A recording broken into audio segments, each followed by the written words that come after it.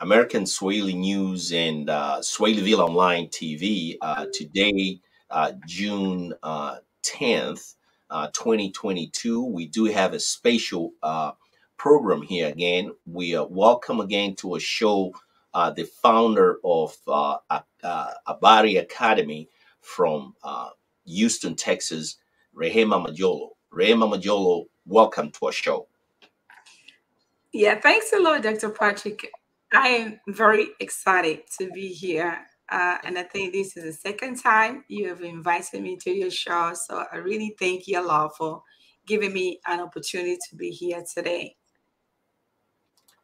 Rehema Majolo, we have talks a little bit yesterday during our on the other side of the our show in the Swahili show. Today, we have decided to switch our services in English. Talks a little bit about this event, the free Swahili Kids exhibition. Yeah, sure. Yeah. So we do have a kids event in it's diaspora kids that didn't know Swahili at all. So and the event is going to be on June 18th. Um, and it starts at 11 a.m. Central. So, and the event will be via Zoom, but the kids will be performing. So these are some of our Barry Academy kids that some of them started with us 2 years ago. So they'll be singing, they'll be doing drama, they'll be doing subject matters like mathematics, science, history, and all that. So it is very exciting, and I'm taking this opportunity to invite you all for that event, so you can see, how far our kids has gone. They have learned a lot so far. Mhm. Thank you very much. I know you have put in a lot of efforts and time, first to encourage the parents to make sure that they enroll their kids or children to learn how to speak the Swahili language, which is becoming one of the, let's say, fastest growing language, not only in East Africa, in the Africa continent, but around the world, and particularly here in America, in the diaspora.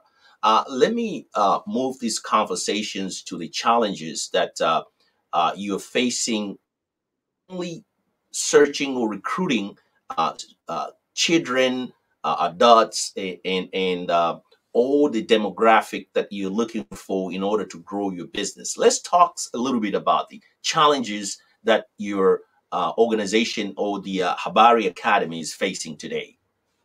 Yeah, it's true. Yeah, I am from, I mean, native Tanzanian, right? So when I started these at first, my intention was so much like, okay, so I'm really looking forward to, to teach all those kids whose parents are native Swahili speakers.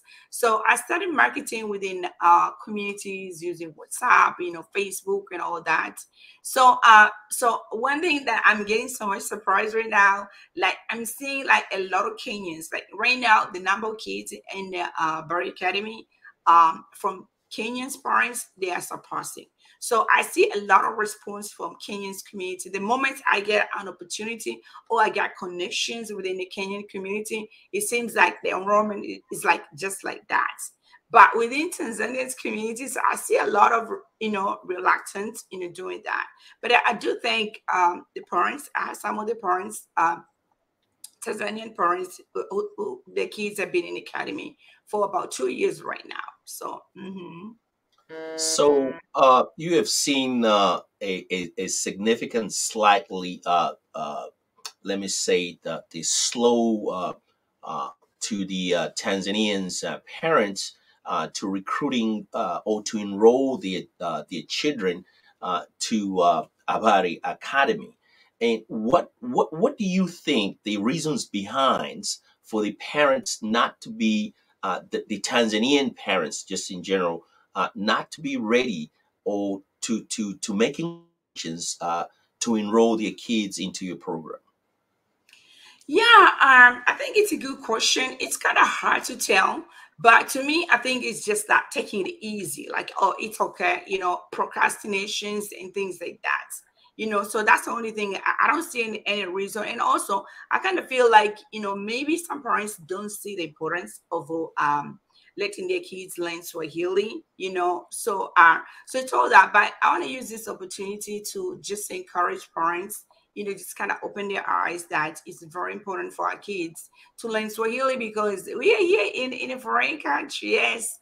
But even though these kids are born, born here, so they're American citizens and all that, but that's not enough. You really still have to teach, because they're family members. They are cousins, uncles, aunties, all of them.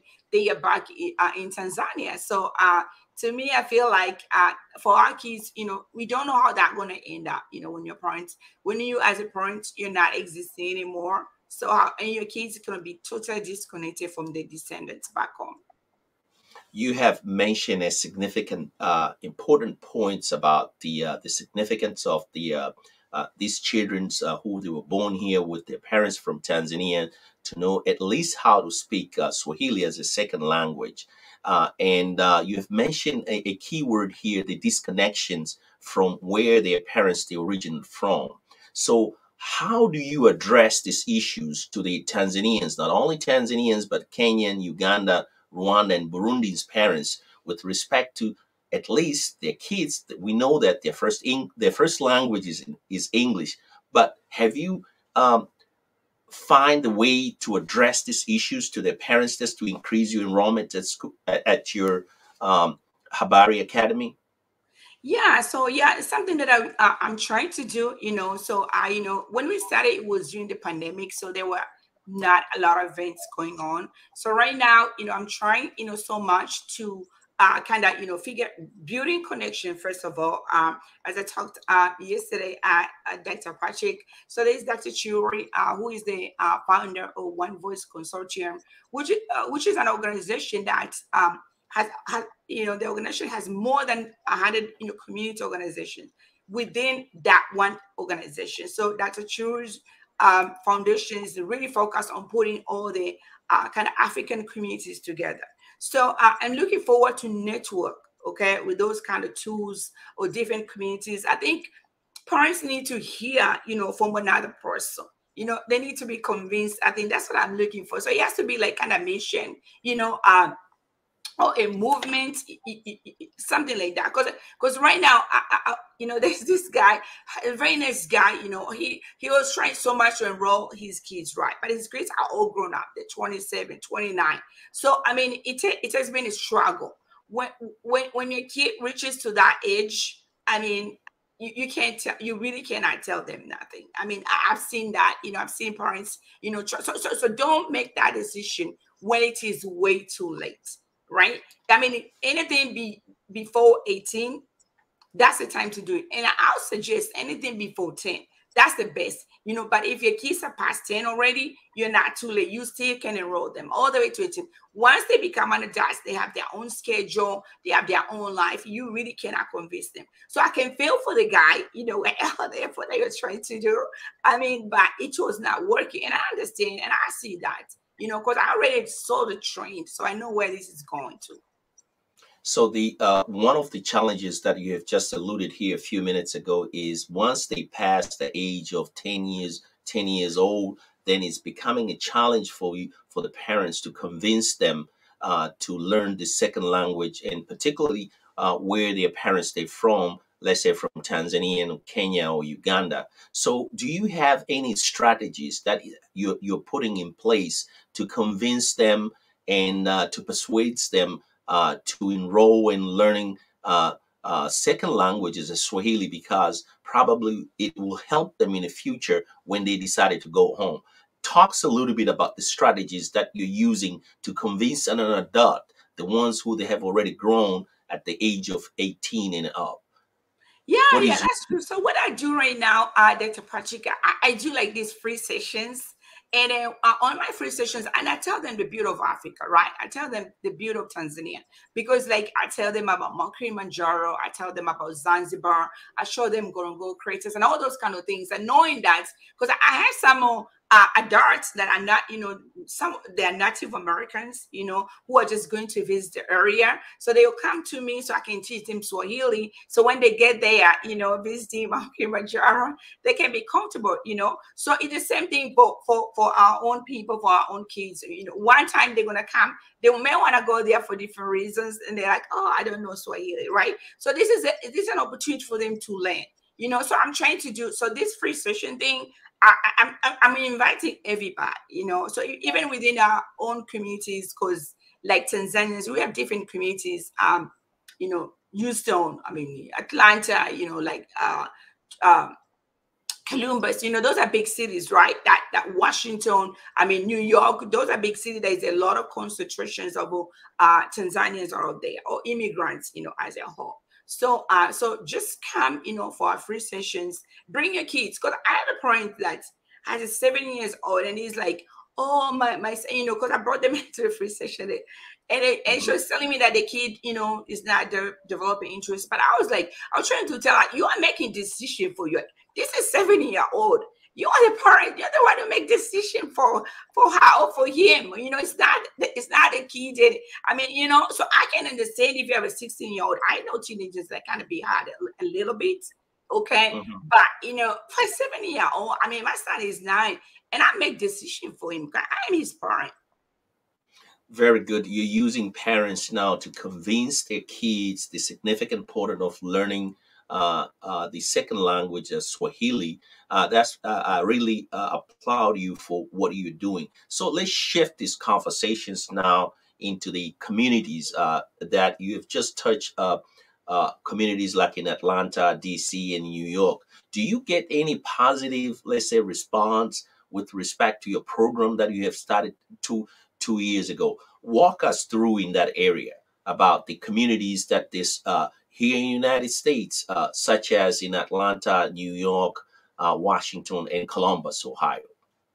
Yeah, so I cannot say specifically that I see a certain pattern from a certain community, so because the way I've been marketing is like kind of been sporadically, but at some point I said, okay, probably if I talk to the leaders of the communities, maybe offering a free session for a community, maybe a community of New York, or maybe a community of Ohio, maybe a community of Atlanta, probably. So I did an experimentation, and that's what I'm trying to do right now. But I did one like a year ago. It kind of didn't work because I wrote a letter. I tried to call the leader. I tried to talk to them, but I didn't really get the response that I was looking for. Actually, I did not even get a response to begin with.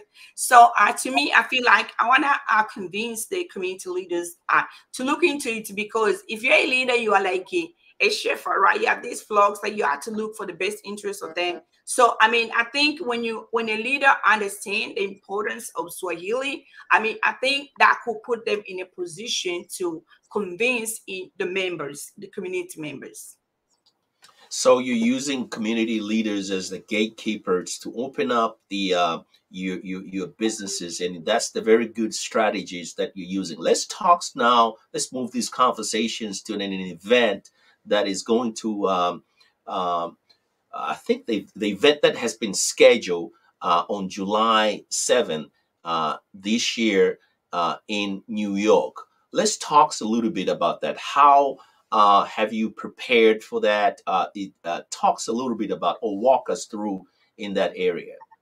Yeah. Oh, yeah. We're very excited. First of all, I would like to really extend my Thanksgiving to Honorable Ambassador to the United Nations of Tanzania, Balas Gaston.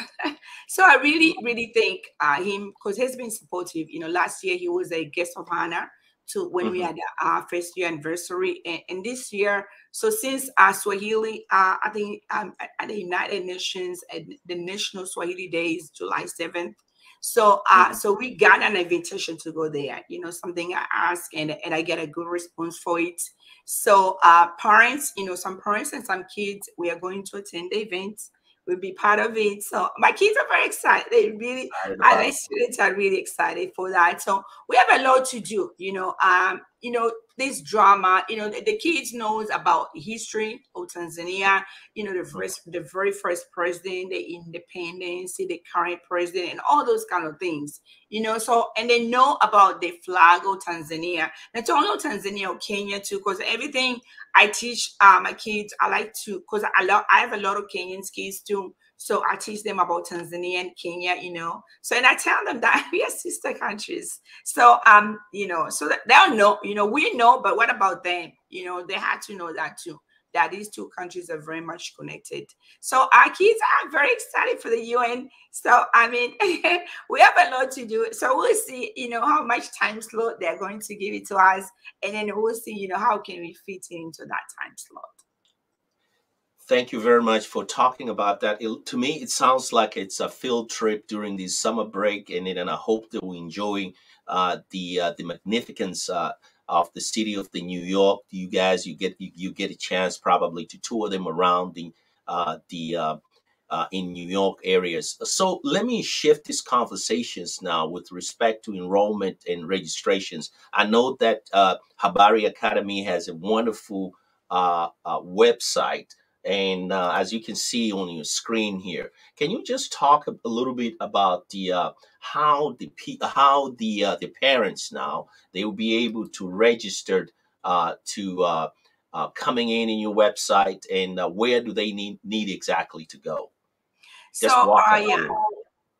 through. So they could go first at the contact tab, so you can, tell us, when you go to the contact tab, you have an opportunity to tell us, who you are, your name, your address, your email, and then we can get back to you. We can reach out, if you're given as a phone, by a phone call, we can answer all your questions.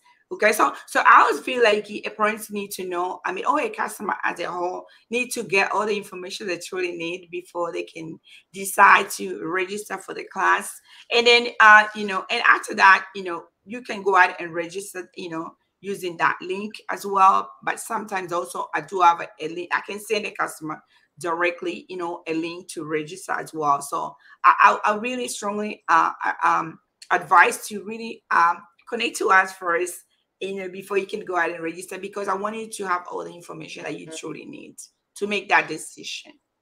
Talks a little bit about the package, the selected package, like once a week, $50, twice a week, $100. What are those packages? Can you just share with our listeners and our viewers with respect to these packages that have been listed on your website?